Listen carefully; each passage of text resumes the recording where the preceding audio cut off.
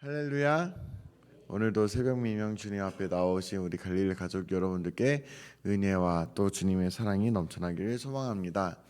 오늘 본문에서는 예수님께서 잃어버린 한 마리의 양을 찾아 나서는 사람의 이야기, 또 잃어버린 드라크마를 찾는 여인의 이야기를 하십니다.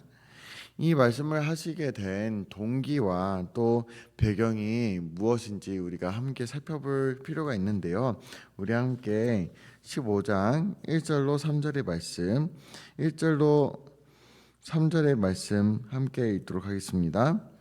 모든 세리와 죄인들이 말씀을 들으러 가까이 나오니 바리새인과 서기관들이 수군거려 이르되 이 사람이 죄인을 영접하고 음식을 같이 먹는다 하더라.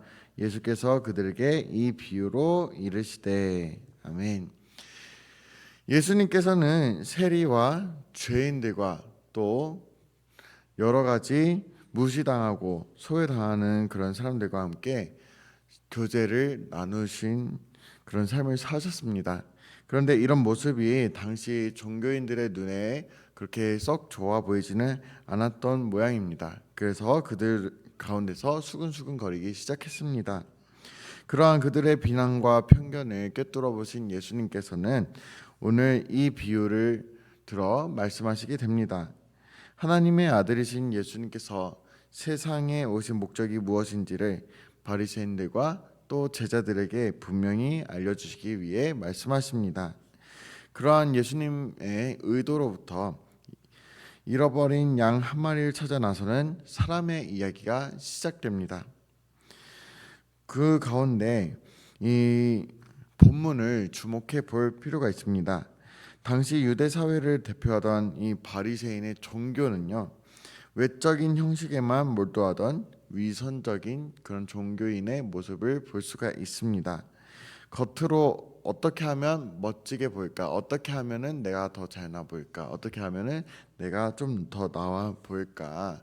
라는 것에만 관심을 기울였다는 것이죠.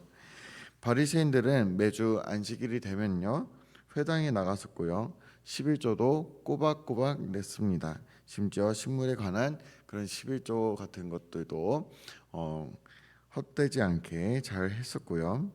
또한 종교적 관습과 규례를 따라서 불쌍한 사람들을 구제하기도 했습니다. 그런데 이런 모습이 그저 불쌍해서가 아니라 자기 의를 드러내기 위한 그런 모습을 그들이 갖추고 있었습니다. 이처럼 바리새인들은 종교적 형식에 있어서는 흔히 말하는 완벽한 사람의 모습을 할 수가 있었다고 볼 수가 있습니다. 그런데 오늘 본문을 보면 그들은 예수님을 비난하고 있었습니다. 왜 그럴까요? 그들은 자기들이 중요시하는 그 율법의 가장 중요한 본질을 놓치고 있었던 것입니다. 율법의 본질과 핵심이 무엇일까요? 하나님 사랑과 또 이웃 사랑입니다. 율법 중에도 가장 핵심이라고 하는 십계명에서 첫 번째 계명에서 네 번째까지의 계명이 바로 하나님과의 관계, 그리고 다섯 번째부터 마지막 계명, 열 번째 계명까지는 이웃 사랑에 대한 그런 관계에 대해서 이야기하고 있습니다. 그들이 회당에 열심히 모였지만 왜 모였을까요? 또 그들이 헌금을 열심히 드리고 11조도 다 드렸지만 왜 그렇게 했을까요? 그 목적이 무엇일까요? 그들이 엄숙하고 또 경건한 표정으로 회당에 드나들고 또 예루살렘 성전에서도 그쪽에 가서 제사 드리고 찬양하는 그 이유가 무엇일까요? 바로 하나님을 높이기 위해서가 아니라 자기 자신 스스로 의로운 사람이라는 그런 것을 인정을 받기 위해서, 인정을 받고 싶은 마음이 있었기 때문입니다. 그렇게 함으로써 자기 자신이 경건하다는 그런 칭찬을 듣고 싶었던 것이죠. 사람의 인정을 받고 싶었던 것이었습니다. 그러다 보니까 계속해서 위선적으로 삶을 살아가게 되었던 것이죠. 예수 그리스도께서는 다름도 아닌 잃어버린 인간을 찾아서 이 땅에 오신 것입니다. 십자가 죽음과 부활 후에 예수님께서는 제자들에게 모든 민족을 제자로 삼으라고 이야기하셨습니다. 당시에는 물론 예수님을 믿는 사람이 그렇게 많지는 않았지만, 즉 믿지 않는 사람에게 나아가 복음을 전하여서 믿게 하고 또 제자로 만들라는 그런 이야기가 있는 것이죠. 그러한 주님의 관심과 의도를 따라서 잃어버린 영혼을 찾아서 그들을 구원하고 주님의 제자로 만들어서 하나님을 기쁘시게 하는 것이 바로 교회의 사명입니다. 교회는 그 사명을 위해서 존재하고요. 그 교회는 건물적인 교회가 아니라 바로 우리들이 그러한 교회임을 말하고 있습니다. 그런데 바리새인들은 형식에만 몰두하는 가운데 자기들과 함께할 수 있는 사람과 그렇지 못한 사람들을 구별하기 시작했습니다. 그래서 자기들은 의롭다고 생각하면서 모이고요. 또 그렇지 못한 사람들을 무시하고 때로는 조롱하기도 하고 손가락질하기도 하고 정죄하면서 저런 사람들은 우리랑 어울릴 수 없는 사람이다 라는 그런 식으로 구별하기 시작했습니다. 그러다 보니까 자기들과 함께 할 수 없다고 정해놓은 그 부류의 사람들과 어울리는 예수님을 보고 비난하게 된 것입니다. 그러나 예수님께서는 그들에게도 다가가려고 하셨고 그들도 구원하려고 오셨고, 하나님의 구원에서 소외되어야 하는 사람은 한 명도 없다는 사실을 알려주기를 원하셨습니다. 오늘 본문에 두 가지 예화가 나오죠. 사실 누가복음 15장 전체를 보면요, 세 개의 비유가 나오는데 그중 세 번째 비유인 탕자의 비유가 가장 유명하죠. 근데 그 탕자의 비유 앞에 두 가지의 비유가 나오는 게 바로 오늘 본문에서 나오는 이 잃은 양을 찾는 비유, 그리고 드라크마를 찾는 여인의 비유입니다. 첫 번째 비유를 보면 양 100마리를 가진 사람이 그중 한 마리를 잃어버렸다면 다른 양들을 들에다가 두고 잃은 한 마리를 찾아 떠나며 또 그 잃어버린 한 마리의 양을 찾았을 때 크게 기뻐할 것이라는 내용을 담고 있습니다. 우리 함께 오늘 본문의 4절로 6절의 말씀 함께 읽도록 하겠습니다.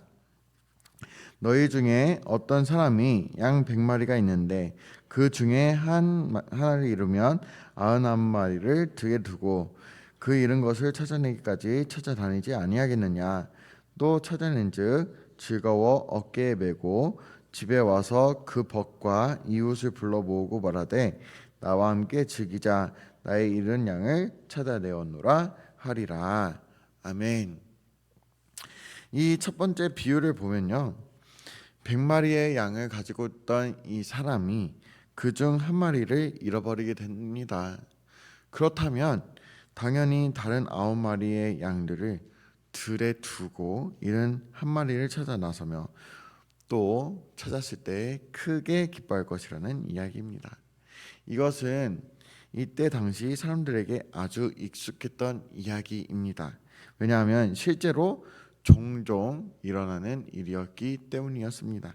그래서 이 말씀을 직접 들었던 그 사람들은 예수님께서 하시는 이 말씀을 듣고 다들 그럴 수 있겠구나 하면서 끄덕끄덕 거렸을 것입니다. 이처럼 예수님께서는 익숙한 삶의 이야기를 통해서 천국의 기쁨을 설명하는 데 사용하십니다. 예수님께서는 인정할 수 없는 그런 결론, 그들의 입장에서 인정할 수 없는 그런 결론으로 청중들을 끌어모으시고 또 이 사람이 죄인을 영접하고 음식을 같이 먹는다라고 예수님을 비난하는 그런 바리새인들과 서기관들에게 너무나도 당연한 대답을 하라고 요구하시는 것입니다. 이것은 익숙한 삶의 이야기이지만 어쩌면 사람들이 듣기에 불쾌할 수 있는 그런 내용을 담고 있을 수 있습니다. 그런데 이 불쾌할 수도 있는 이 뜻을 잘 파악하는 것이 본문의 핵심이라고 할 수가 있는데요. 우리 함께 오늘 본문의 말씀 7절의 말씀을 읽도록 하겠습니다. 내가 너희에게 이르노니 이와 같이 죄인 한 사람이 회개하면 하늘에서는 회개할 것 없는 의인 99으로 말미암아 기뻐하는 것보다 나으니라. 아멘. 여기서 99마리를 들에 두고 잃어버린 한 마리를 찾아 나선다는 이 상황, 그리고 죄인 하나가 회개함으로 인하여서 기쁨이 의인 99명보다 더하다는 말씀이 무엇인지를 잘 생각해 봐야 합니다. 과연 한 마리와 99마리를 비교하는 것이 숫자적으로 비교하는 것이 가능합니까? 99마리가 그닥 중요하지 않다는 이야기가 아닙니다. 그런데 그 잃어버린 한 마리가 왜 중요한지가 예수님께서 말씀하시고자 하는 핵심을 담고 있습니다. 이제까지 그 사회에 그늘 속에 무기력하게 방치되었던 그 하나라는 그런 작은 존재가 지금 예수님의 말씀 속에서 가장 중요한 그 가치를 부여받고 있습니다. 비록 죄인 한 사람이 대다수인 의인 99에게는 별 그런 큰 숫자는 아니고 작은 존재일 수 있지만 그 죄인 한 사람이야말로 예수님께서 지금 중요하게 찾으시는 존재라는 사실입니다. 마치 100이라는 완전한 숫자 전체를 완성할 수 있는 아주 중요한 존재로 취급을 받고 있습니다. 이 100이라는 전체를 완성하려면 100이 안 되는 불완전하고 또 반드시 하나가 더해져서 100이 되어야 하는 그 99. 근데 하나가 있어야 100이 된다는 이야기입니다. 그리고 그 죄인 한 사람은 천국에서 엄청난 기쁨의 대상이 된다는 것이 본문의 핵심이라고 이야기할 수가 있습니다. 무엇보다 그 한 영혼을 위해서 역시 열심히 말씀대로 살아갈 때, 그러다가 이제 그 영혼을 찾았을 때에 주님께서 얼마나 기뻐하시겠습니까? 그리고 그렇게 삶을 살아가는 사람들에게도 기쁨이 충만해집니다. 오늘날을 살아가는 우리도 마찬가지입니다. 우리가 하나님의 말씀대로 살아갈 때에, 그 한 영혼을 위해서 살아갈 때에, 그러다가 그 한 영혼이 주님께로 돌아왔을 때에 주님께서 얼마나 기뻐하실까요? 또 우리의 삶에도 역시 기쁨이 충만해지리라 믿습니다. 그러므로 한 영혼을 마음속에 품고 그 한 영혼을 위하여서 계속해서 기도하고 그 한 영혼이 주님께로 돌아오게 되는 그런 역사가 우리의 삶의 자리에서 나타나게 되기를 주님의 이름으로 소망하며 축복드립니다. 그리고 두 번째 비유도 역시 첫 번째 비유와 같이 기쁨이라는 주제를 담고 있습니다. 이 잃어버린 드라크마를 찾는 이 기쁨에는 앞 비유와 달리 독특한 면도 찾아볼 수가 있는데요.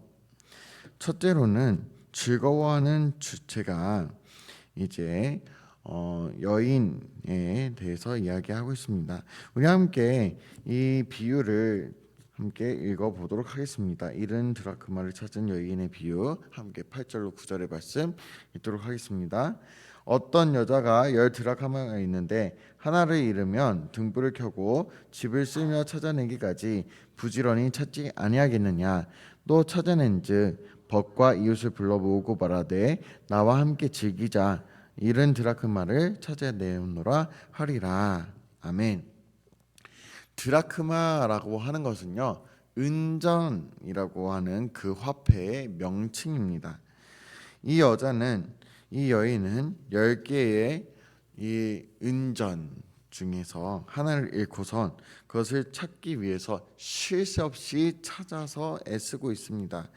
그 모습은 앞 비유에서 목자가 잃어버린 양을 찾아 나섰던 목자가 그랬던 것처럼 잃어버린 자를 찾는 그런 주님의 모습을 간접적으로 보여주게 됩니다.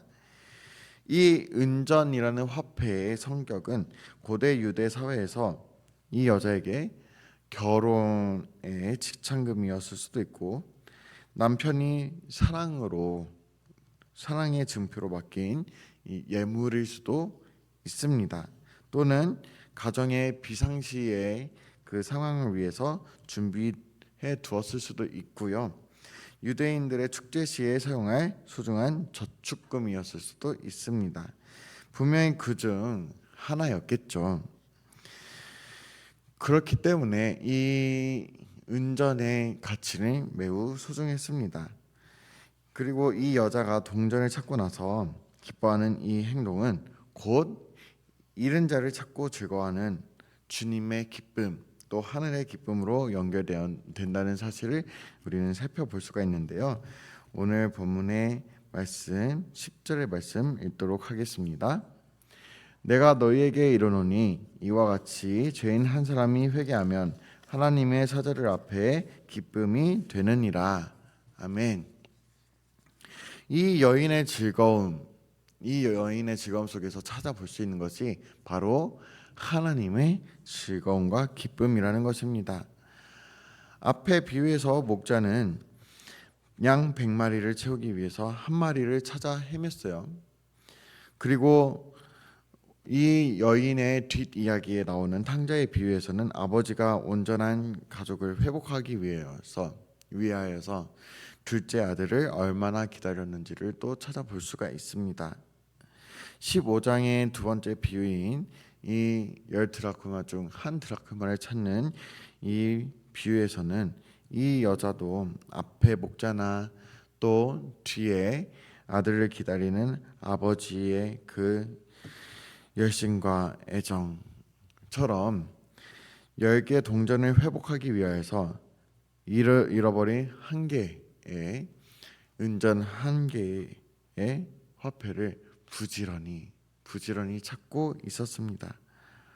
얼마나 열심히 찾고 있었습니까? 8절에 다시 보면은 잃은 드라크마를 찾기 위해서는 이 여인이 삼중적인 노력을 기울이게 됩니다. 불을 밝히기도 하고요, 집을 쓰기도 하고요, 그 잃어버린 드라크마를 찾기까지 계속해서 부지런히 찾는 것입니다. 하나님께서는 이와 같이 잃어버린 한 영혼을 그렇게 찾기를 원하시고요, 또 그 잃어버린 영혼까지도 사랑하시고, 그뿐만 아니라 우리 한 사람도 그렇게 사랑하십니다. 그래서 자녀 삼아 주신 거예요. 만약에 예수님께서 그 사랑하는 마음을 안 갖고 또 예수님께서 이 세상에 오지 않았다면 우리의 인생이 어땠겠습니까? 그래서 외아들 예수 그리스도를 이 땅 가운데 보내셨고 목숨을 내어 주셨습니다.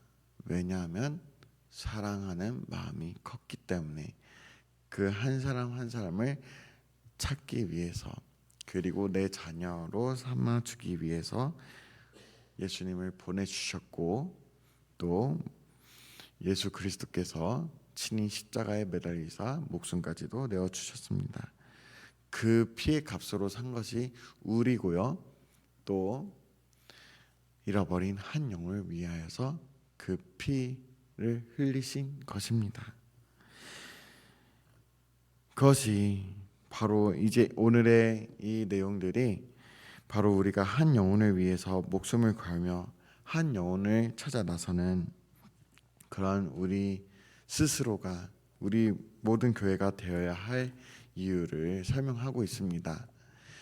한 영혼을 우리가 태신자를 품고 나아가게 되고, 또 태신자 봉헌도 할 것이고, 이제 총로원 전도주일 때 내가 품었던 영혼을 데리고 오게 될 그 계획을 갖게 될 텐데, 하나님께서 사랑하시는 이 한 영혼이라는 것을 우리가 마음속에 잘 새기고 그 잃어버린 한 영혼이 주님께로 돌아오게 될 때 하늘에서도 잔치가 이룰 것이고 또 우리의 삶의 자리에서도 기쁨이 넘치게 될 것입니다. 우리도 주님으로 인하여서 주님께 자녀 삼아 주셨던 그런 존재인 것처럼 우리의 삶의 자리 역시 주님의 복음을 들고 주님의 사랑을 들고 이제 우리가 받았던 사랑, 우리가 경험했던 주님처럼 아직 주님을 모르는 잃어버린 한 영혼에게 다가서서 주님을 알게 하고 또 주님께 돌아오게 하고 그럼으로써 큰 기쁨을 주님께서 느끼시고 또 우리의 삶의 자리 가운데서도 그 큰 기쁨을 누리게 되는 그런 삶을 살아가게 된 저와 여러분이 되기를 주님의 이름으로 소망하며 축복드립니다.